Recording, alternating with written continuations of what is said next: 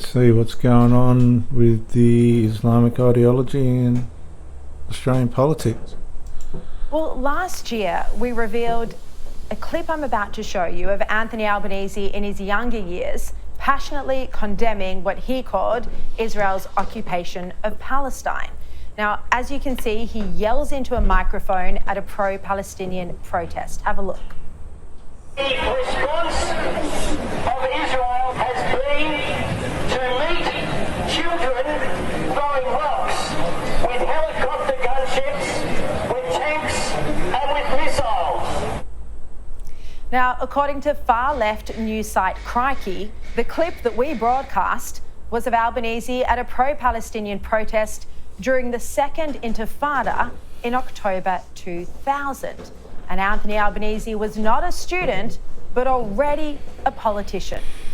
Now, Crikey, coming at this issue from a completely different perspective to us on Sky News, ran a report on Saturday that Albanese attended that protest outside the US consulate and that both American and Israeli flags were burned. They reported, and I quote, "At Martin Place, where the US consulate was located at the time, a group of some 20 men broke from a 2,500-strong crowd of protesters and tried to storm the building," news agency AFP reported. Sections of the crowd chanted slogans calling for a pan-Arab jihad, or holy war, to push the Israelis out of disputed lands. Despite appeals from their leaders for calm, a group of about 50 protesters set fire to Israeli and US flags. The story added chants of free Palestine and God is great drowned out several speakers, including an Australian Member of Parliament. And they say that was Albanese. This is quite explosive because it explains why Albanese has been so reluctant to unequivocally condemn the aggressive protests we've seen. It explains why he didn't come out swinging in defence of the Jewish community after the Opera House protests on October 9, when, as you know, the mob chanted, "Where's the Jews?" and worse, and burned flags, while police told Jews to stay at home. And Jews were meant to be attending a vigil for the terror attacks at the Opera House that very night, with the sails lit blue and white. And now we learn that Albanese, as an MP, not a student, was at a protest during the Second Intifada where God is great was chanted and flags were burned. I've played this clip many times, but now Crikey has tracked down the protest where Albanese said it. Have a look again. The response of Israel has been to meet children throwing rocks with helicopter gunships, with tanks and with missiles. Now, Crikey reports that he attended more protests in the next few weeks. This is massive. The Second Intifada, where there were suicide bombings in Israel and serious threats to Jewish institutions in Australia. And Albanese was among the anti-Israel protesters. He was an MP at the time and made similar remarks in Parliament. Palestinians must be given their homeland. The occupation of Gaza, the West Bank and East Jerusalem by the Israelis has created generations of oppressed people. While many Israelis continue to demonise all Palestinians as terrorists, Palestinians experience Israelis as occupiers and employers of cheap labour, interrogators and jailers. Meanwhile, the government... That's lies. All lies. The government of Israel continues to allow fundamentalists to build illegal settlements on Palestinian land. Let's bring in now Shadow Home Affairs Minister James Paterson. James, I think this revelation is extremely significant. What do you think? I completely agree with you, Shari. Most Australians probably assumed that the Prime Minister's response, inadequate response since the 7th October of rising anti-Semitism in our country, was just due to the fact that he's a weak Prime Minister. But actually, I think what you've demonstrated is that deep down he has hatred for Israel, a deep-seated hatred which goes back decades. And what we're seeing here is that secret hatred bubbling to the surface and manifesting in his policies today. I think he's the most anti-Israel Prime Minister we have ever had in this country, at least since the establishment of the State of Israel in 1948. And no wonder he has failed to rally to the Jewish community in its hour of need. No wonder he's abandoned Israel at international forums and in public debate. And no wonder so many Jewish Australians feel so abandoned at this critical time. Do you think this explains why he couldn't strongly and unequivocally condemn the Opera House and other similar aggressive and violent protests because he was at a similar protest where flags were burned? Anthony Albanese's whole history as a politician is to appeal to extremists like the people you've seen at those rallies. He has been to those rallies, he's addressed those rallies, his policies and rhetoric seeks to appease the people who go to those rallies, and I think he deep down has a lot of sympathy with their perspective. Let's remember that in recent times, in fact, in just the last parliament when he was in opposition, he went all the way to the United Kingdom to spend time with Jeremy Corbyn and posted selfies with him on social media in the middle of the UK Labor Party's unprecedented anti-Semitism crisis. Keir Starmer is trying to clean up the anti-Semitism of the Jeremy Corbyn era and expel those people from the modern Labor Party in the UK, including Jeremy Corbyn. But Anthony Albanese thought it was a good idea to post smiling selfies with him. I mean, I think this really does show that extreme anti-Israel hatred that lies underneath the surface of these policies.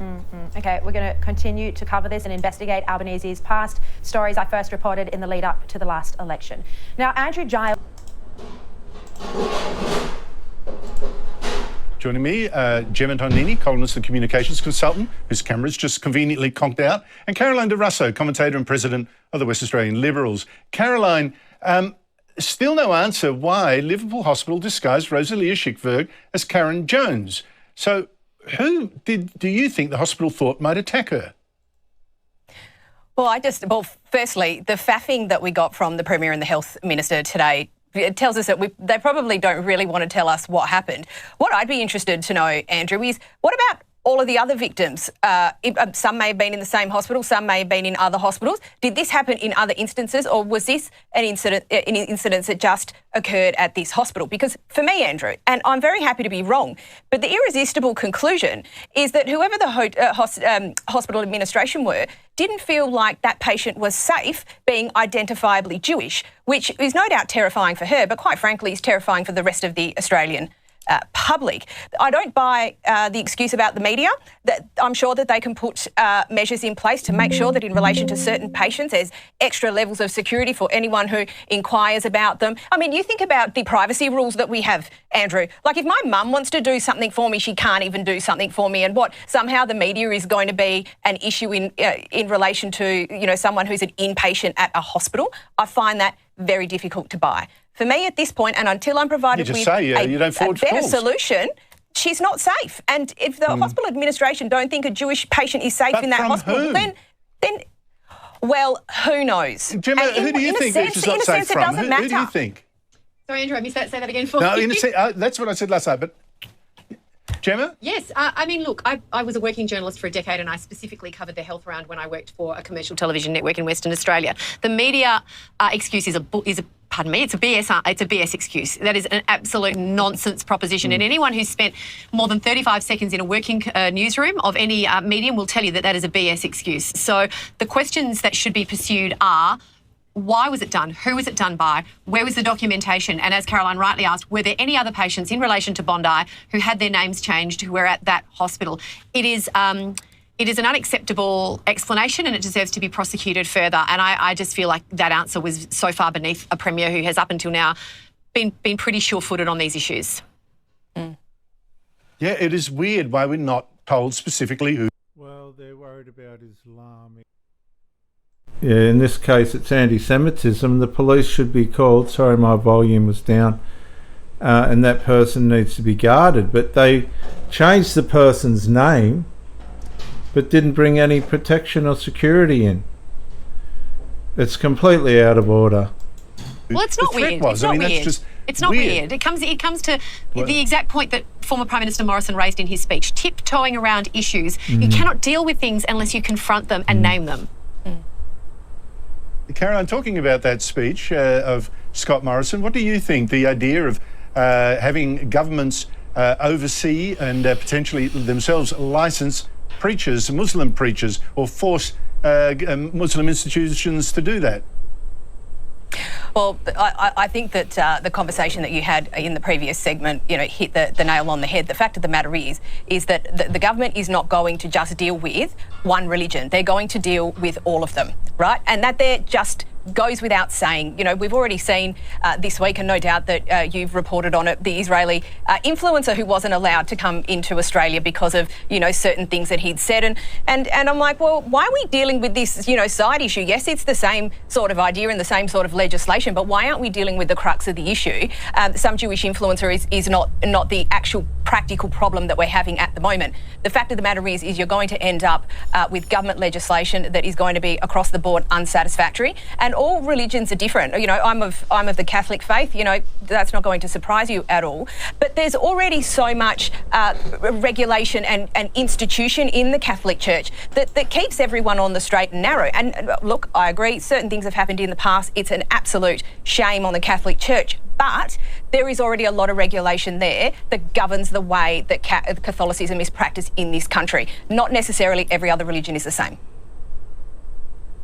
Now, Caroline, in the break you said, well, the big churches here, they do licence priests already, or ministers, Former whatever. Prime Minister Scott Morrison has... if I wanted to, I could set up my own Hillsong tomorrow. And the issue here is if the Muslim community, they don't have big church, big employers like that. They do it individually, and anyone can be a preacher. You can't impose that on them. I think that was me, Andrew, but we often get mistaken for the same person, so we're quite okay with it, to be honest. I thought I did say Gemma, sorry. I could easily start a church tomorrow with the qualifications I've got, but I won't do it. Look, it's true, and the point that I wanted to make was that Pentecostal churches, Catholic, as Caroline said, Anglican, there is already a system whereby ministers are licensed by the denomination. And look, you could probably set up your own church, Andrew. Good luck getting a lot of followers. The point is that the Christian denominations already have... There's a challenge. Yeah, exactly, you and me both. They already have processes in place whereby there is oversight, there is licensing, and there is regulation. Why wouldn't the Muslim community want to do that? Why wouldn't you?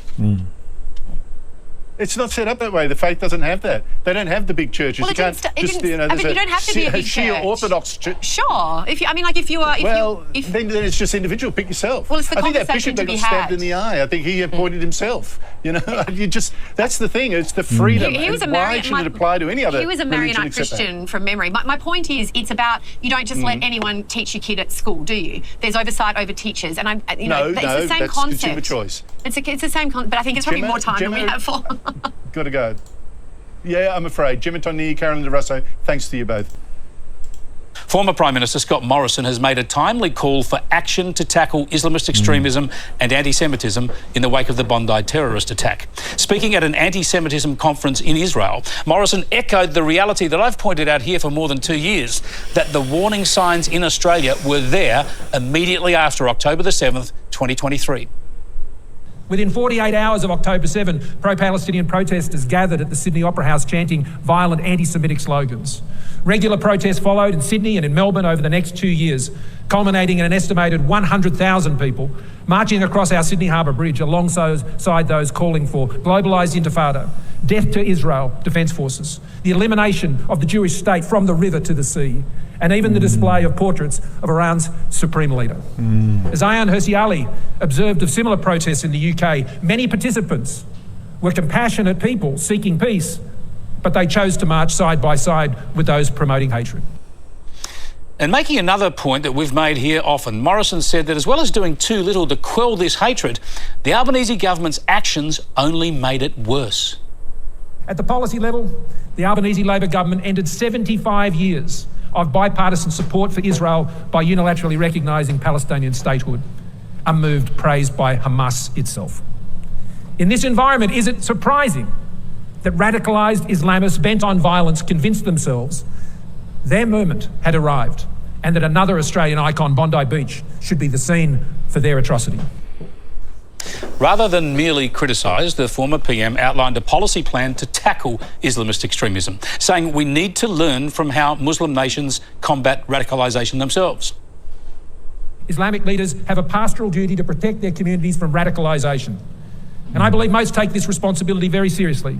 However, stronger institutional frameworks would assist them, but it would also expose those who do not share their commitment. And it is time that the Islamic institutions in Australia adopted nationally consistent A court has heard a reformed anti-Semitic vandal was so outraged by the Bondi Beach massacre, there are now concerns he could seek retribution for the terror attack. It comes as Mohammed Farhat fights to get out of jail, while authorities are fighting for strict supervision if he's released. Long before Bondi, this hate-fuelled rampage in Sydney's Jewish heartland left our city on edge. Cars and businesses in Wallara sprayed with anti-Semitic slogans in November 2024. Mohammed Farhat pleaded guilty to the spree, claiming he was manipulated to carry it out in return for drugs and money. but a magistrate found it was inspired by religious and racial hatred. The 21-year-old was jailed for 1 year and 8 months. Islamic ideology again in action. Due for parole last December before authorities put a stop to his release. Farhat has a Hezbollah tattoo on his neck. The barrister for the state today arguing he's at risk of committing a serious terrorism offence if not kept supervised. There's an understandable, I think, concern from the authorities, from the government, from the police, that we need to keep the community safe. Farhat hang on, they're saying, what I don't understand, viewers, is they're saying keep the community safe, but they're allowing the protests in Sydney again, and they're screaming out Intifada and from the river to the sea, which is the annihilation of the Jews. It's pure anti-Semitism. Denounces what he did in Woollahra, also expressing sympathy and disgust about the Bondi Beach massacre. The inmate was so outraged by the terror attack, he allegedly said in a prison phone call he'd kill those responsible. These comments... You know, he'll say anything now that he's in jail. We've been screaming just as normal Australian civilians to do something about it, and they're only gaslighting us still. They're still gaslighting us because the protests are still happening in Sydney and people are screaming out global intifada and from the river to the sea. Doesn't matter what this crim's saying in jail. Sparking concerns Farhat could seek retribution for Bondi, but his legal team says it shows there's a complete lack of ideology. Farhat is fighting to get out of jail before his maximum term expires in October. Tomorrow he'll appeal the severity of his sentence. Tiffany Genders, 9 News. Well, he's going to say anything, isn't he? That's a pretty stupid bit of reporting, to be honest. Anthony Albanese's gross failure to act on anti-Semitism and his subsequent poor response to the Bondi massacre has been savaged by Australia's top law enforcement.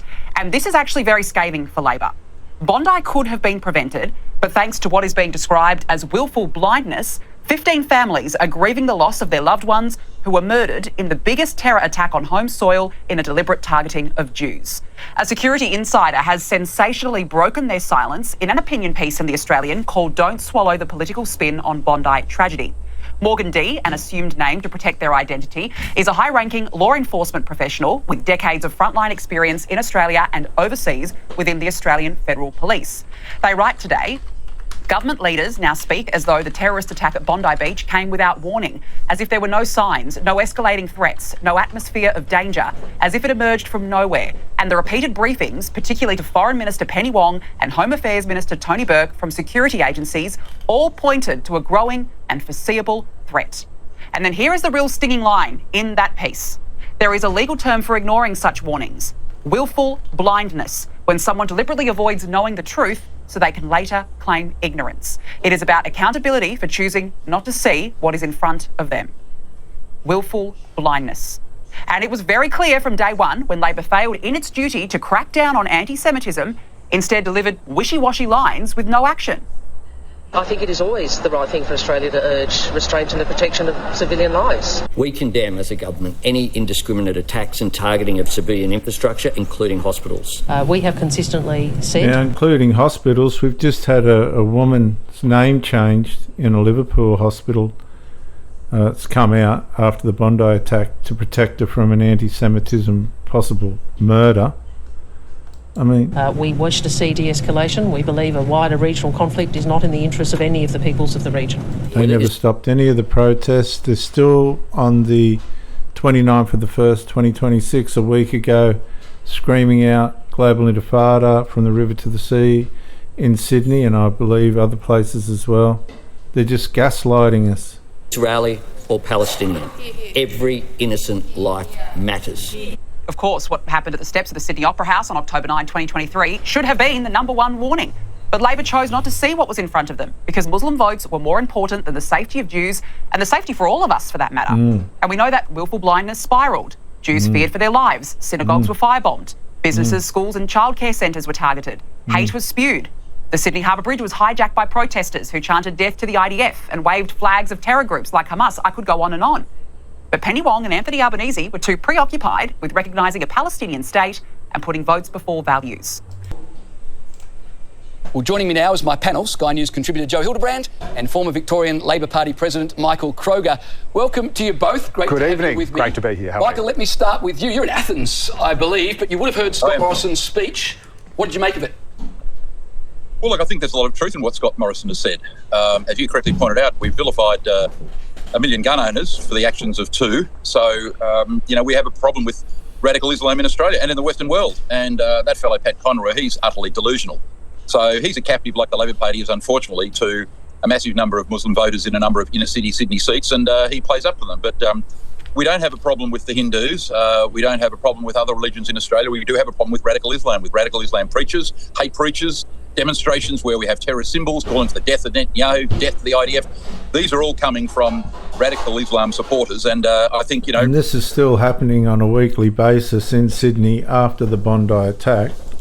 Scott Morrison, there's a lot in what he said which is quite relevant. We've got to do something in this country to stop hate preachers, to stop the murder of Jews on Bondi Beach, and Scott Morrison's put forward some very good suggestions. So We've got to stop Islamic ideology in Australia. I would hope the government and the opposition would treat what he said very seriously. Certainly was treated very seriously yesterday in Israel. Joe, do you think Scott Morrison's comments will then open the door for this to be able to be discussed, or do you think people like Pat Conroy, the Imams Council, will succeed in having this discussion shut down and we'll all just move on? Yeah, you have to be able to talk about these things, of course. It's an interesting question. So my understanding is that to become a sheikh in Islam, it's a much less formal process than, say, in the Catholic or Anglican Church, where there's official training, there's an official sort of curriculum, if you like, that you have to follow. You then have to be accredited as a priest or an Anglican priest or a deacon. Then I can tell you right now, if you look just behind me, I've got the bottom ones covered up with the Aboriginal Unsettled publication, which was brilliant. But to get to the bachelor, the master's and the doctorate is an 8-year journey and tens of thousands of dollars. You'll see also there in the corner next to Jesus there with the rich man's son, the hospital course as well. You don't just go waltzing in, I can tell you now. So I don't know what system the Muslims have got. Doesn't sound too difficult. And even with all that training, even with all that education, I still don't feel that I was called to be a preacher in the sense of looking after the flock. I was more the prison outreach, street outreach type. Priest, whatever. And that doesn't take place in Islam. Basically, as long as you can garner a crowd, it's like a lot of Protestant, like a lot of Protestant branches, as long as you can draw a crowd to listen to what you want to say, that's fine. You're a preacher, and that's all you need to do. So maybe Morrison is calling for a bit more regulation. It's a bit ironic, given that his branch of Christianity is like that. Well, I think his point was he was calling on. No, his branch of Christianity is not like that. You just don't go waltzing into Hillsong and become a preacher. I can tell you that right now. You are completely put under a due process, and that's not to say some preachers don't fail, but you're put under due process. My daughter went to Hillsong to do the pastoral course for 12 months. It cost a fortune, but you just don't go waltzing into any of the Hillsong church. I look, with all my qualifications, I couldn't go just waltz into the Hillsong movement and become a preacher. There's no way in the world. It's too stringent. It's really governed and protected. No, that's not true what he just said.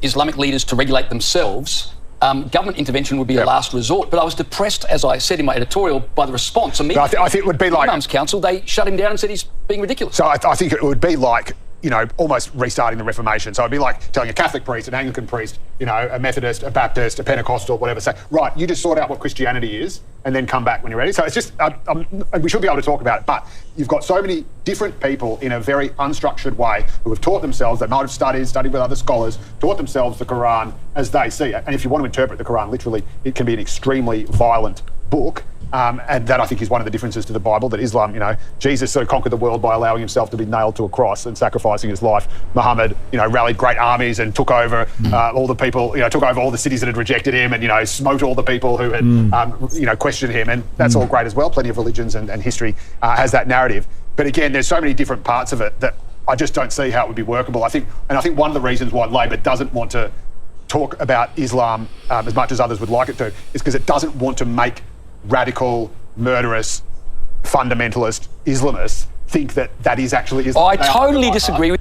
I can tell you right now that you can't be a Muslim without believing in jihad, a real Muslim, because the writings of the Quran or the Hadith or Syria or whatever you want to call it, one way or another, you are going to have to contribute to the global jihad, and that's it.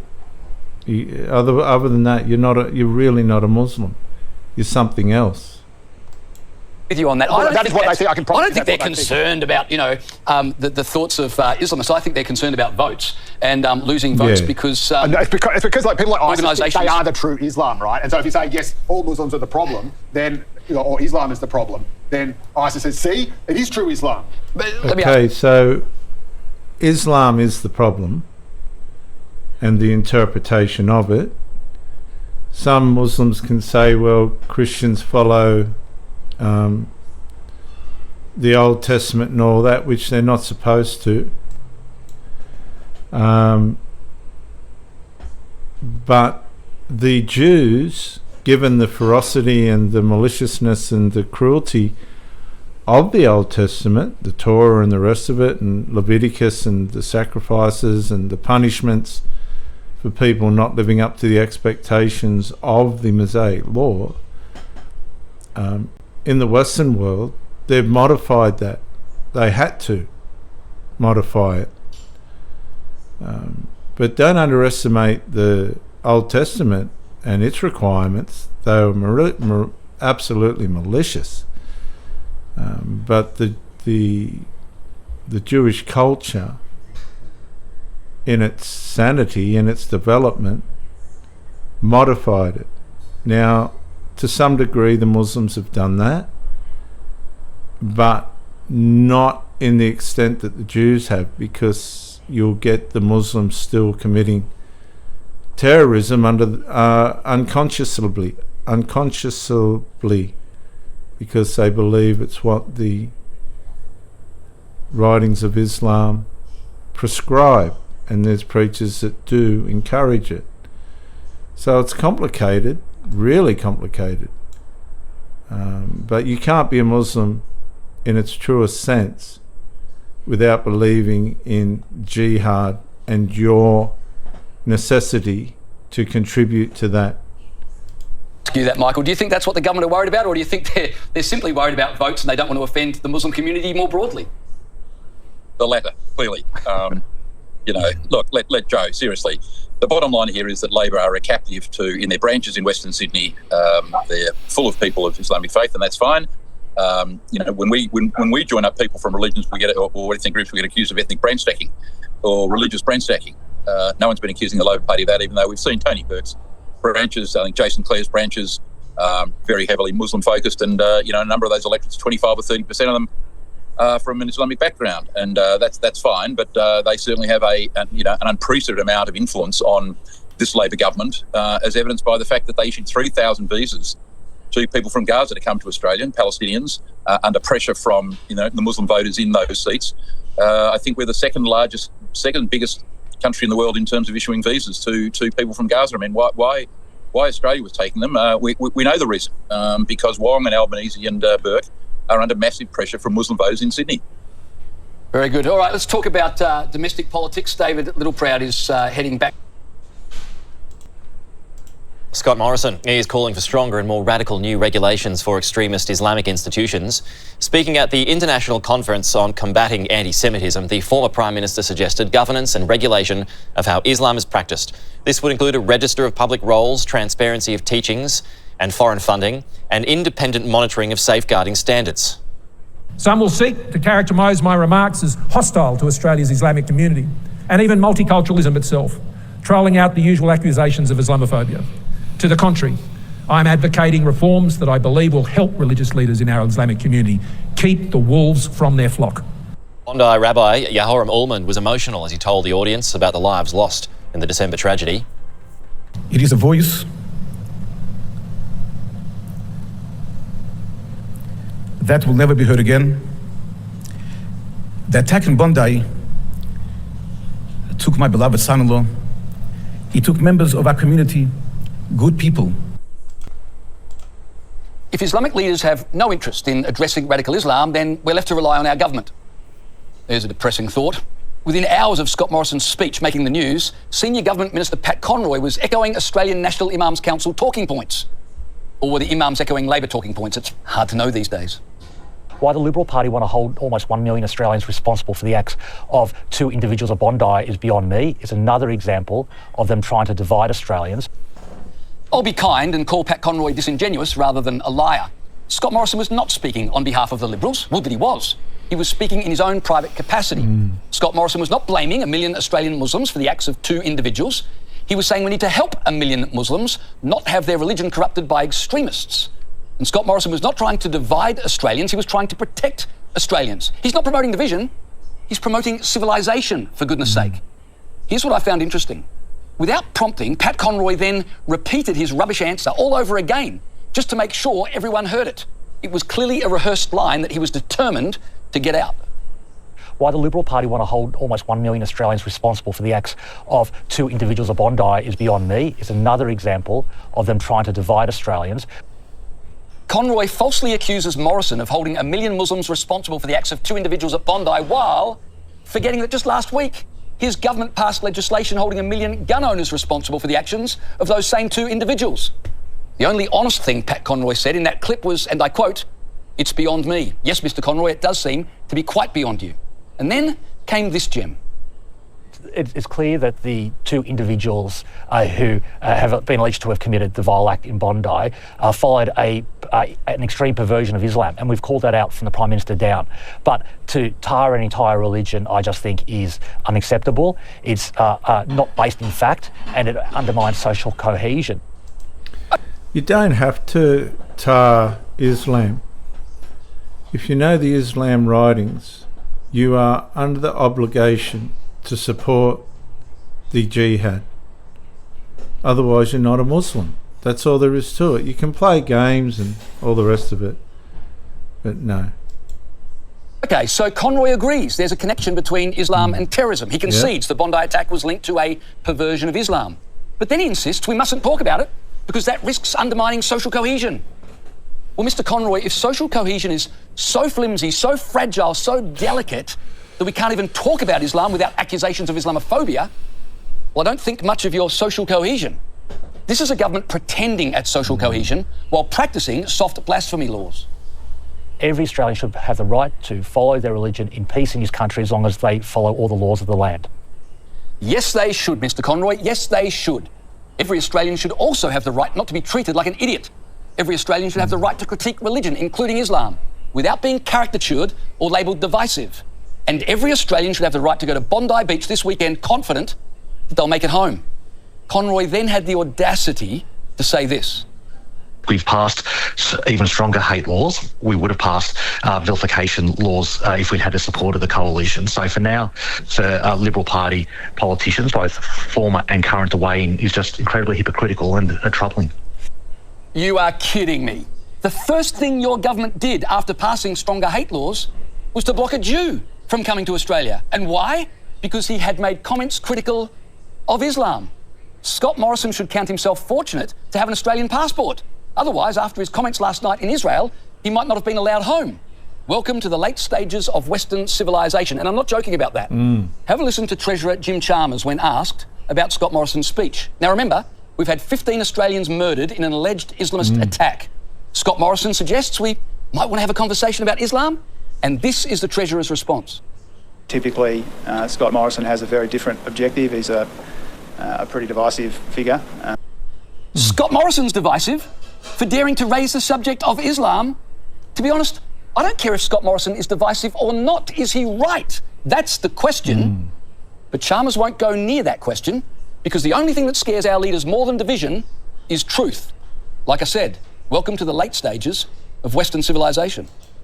It's the truth, and it's also the loss, to be honest, of Islamic boats in Sydney's west. I'll see you on the next one, viewers. Bye for now.